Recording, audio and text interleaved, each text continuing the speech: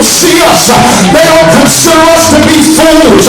They don't call us fanatical, but they look at us and they say that's a representation of what a man should be. That's a representation of what a woman should be. We become examples.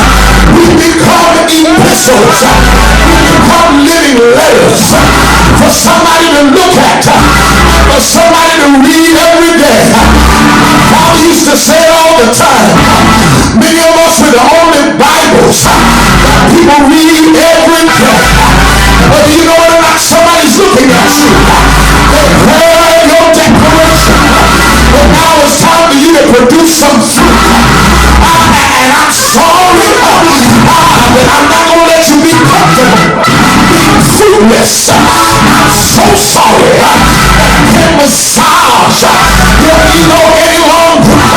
Somebody's got to tell you that you've been doing some foolish things. You've been doing foolish things. You've been foolish results. And you can wait until next year this time. But if you don't change, you got it right.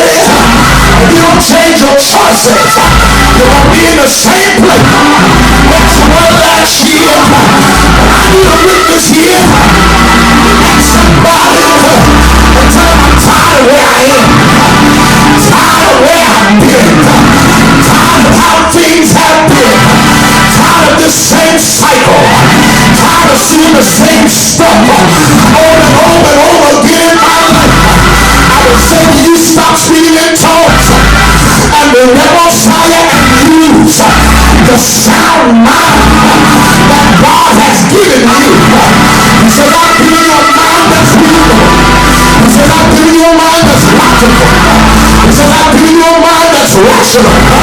He said, I've given you a mind that can process good judgment. You got to get to the place where you can look at situations and you can make it up in your mind. I said, this is a good situation or this is a bad situation. And be strong enough that if you stay in that bad situation, that you don't sit around and I'm going to preach it today and be pitiful, because that's the choice you made. And if you make good decisions, hallelujah, you can grow from it and be a better man or better woman. Come on, tell your neighbor, we need common sense. Yes, sir. You heard me say it before. There was such thing as an old fool. If you were an old fool, you were once a young fool. You started out that way. You were foolish when you were young. They told you not to touch the stone, but you touched it anyway. You were a fool when you were a baby.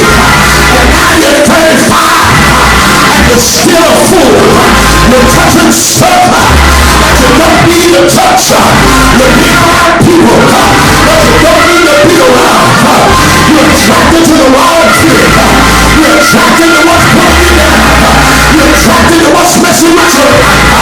And what's pushing you to the next level. Instead of you gravitate to somebody that's going to challenge you. Instead of you gravitate to somebody that's going to challenge you, you will find yourself in something that's comfortable. And you wonder why you have no new normals in your life. It's because you're not operating from common sense. I would submit to you that there are some things that God's not going to tell you to do. He's not trying to. He's entrusting you to think for yourself, to make the right moves. Come on, somebody. There are some areas of your life that I'm not allowed to pray. That I'm not allowed to fasting.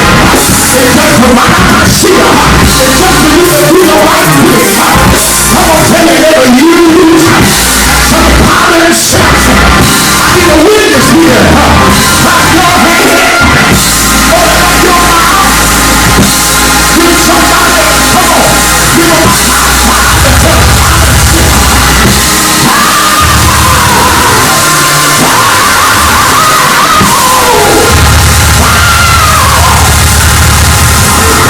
You know, you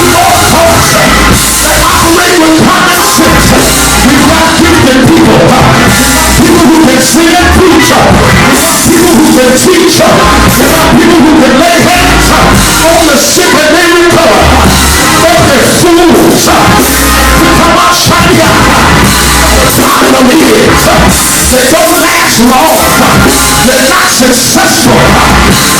God help me to preach. So when we get to Proverbs, in Proverbs, they said that where there is no vision, where there's no divine, the people are loose. The people are naked. The people go back. They don't have the strength. Vision is just as much practical as it is spiritual vision. It is not sensible. You can't have a vision for your life. You're all over the place. You don't have any boundaries. You don't have any limitations. Because true vision gives you boundaries. True vision gives you limitations. It'll keep you hallelujah and support a sound mind. Yeah. But true success does not come to people who are impulsive. I said true success does not come to people who are excessive. But it comes to people who are reasonable.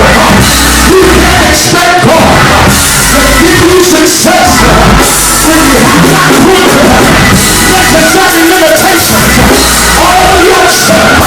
You have to come to a place and pick it up in your mind. This is where I came from. And this is where I can't go. This is who I can be with. And this is who I can be with. And it don't have to be spiritual. It's just your common sense. It's just apples and oranges. When you look at each other, you have to weigh it out. Say, is this worth it? Is it worth my history? Is it worth my future? Or do I come and see it? Or do I make necessary changes? Which end? We all see it with common sense. You say, but you're still foolish. You operate in the teach, but you're still foolish. And the devil is true with you. Let them right with your Lord and Savior. You're missing him. And you're not passing the test. You keep going through the same old thing. Different people. Different champion. It's a different class. But it's the same old place. I said it's different character. But it's the same old movie. And because I see it, and consequently, it's going to be the same ending. You keep looking for a better ending, but you're not using common sense. If this thing